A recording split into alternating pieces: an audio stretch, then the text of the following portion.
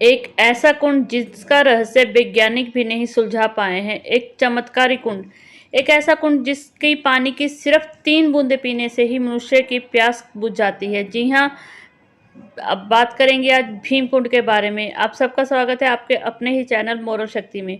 अगर आपने मोरल शक्ति को सब्सक्राइब नहीं किया है तो प्लीज़ अभी सब्सक्राइब कीजिए ताकि आपको हर धार्मिक जानकारी मिलती रहे।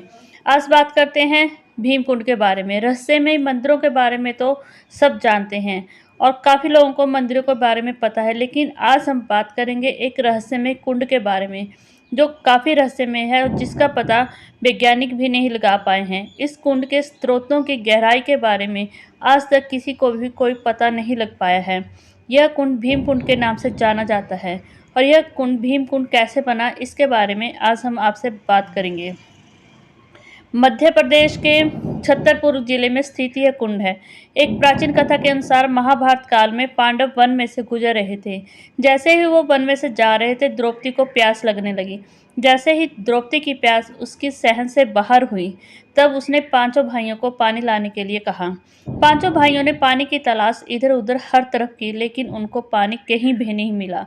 जब पांचों भाई पानी की तलाश करते करते हताश हो गए, तो एक पौराणिक कथा के अनुसार तभी धर्मराज युधिष्ठिर के मन में विचार आया कि सिर्फ एक नकुल ही हैं जो यह क्षमता रखते हैं कि पाताल की गहराई तक पानी कहाँ है उसका पता लगा सकते हैं।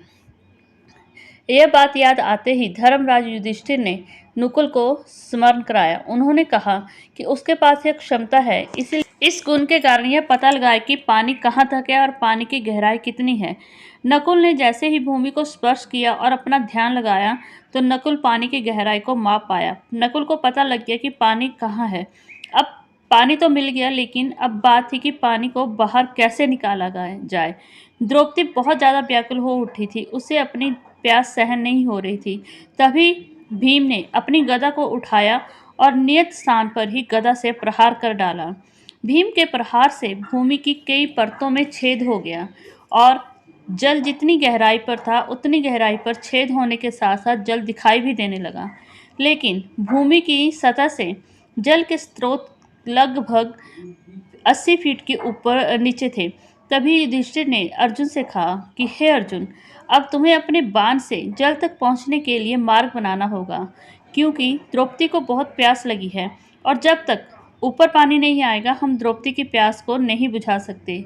या तो पानी ऊपर आना चाहिए या फिर ऐसा मार्ग बनना चाहिए कि हम पानी तक पहुंच पाएं। यह सुनकर अर्जुन ने अपने बाण चलाए और बाणों से जल स्रोत तक सीढ़ियां बना दी। धनुष की सीढ़ियों से द्रौपदी को जल तक पहुंचाया गया। यह कुंड भीम की ही गदा से निर्मित हुआ था, इसीलिए इस कुंड का नाम भीम कुंड रखा गया है। और इस कुंड के पानी से मात्र 3 बूंदों से ही मनुष्य की प्यास बुझती है। ऐसा अलग और शांत पानी है। मान्यता है कि यह पानी बहुत ही शांत ज्वालामुखी है। इस कुंड का वैज्ञानिक भी पता नहीं लगा पाए हैं। कुंड की 80 फीट की गहराई जल धाराएं प्रभावमान हैं, जो शायद ही इसे किसी समुद्र से जोड़ती हैं। सबसे खास बात इस कुंड की यह है कि इस कुंड के पानी से चर्म रोग दूर होते हैं। जी हाँ, अगर किसी तरह की शारीरिक बीमारी है तो स्थानीय लोगों का मानना है कि अगर मनुष्य इस कुंड के पानी से स्नान करता है तो उसकी शारीरिक हर प्रकार की बीमारी को दूर होता हुआ देखा गया है।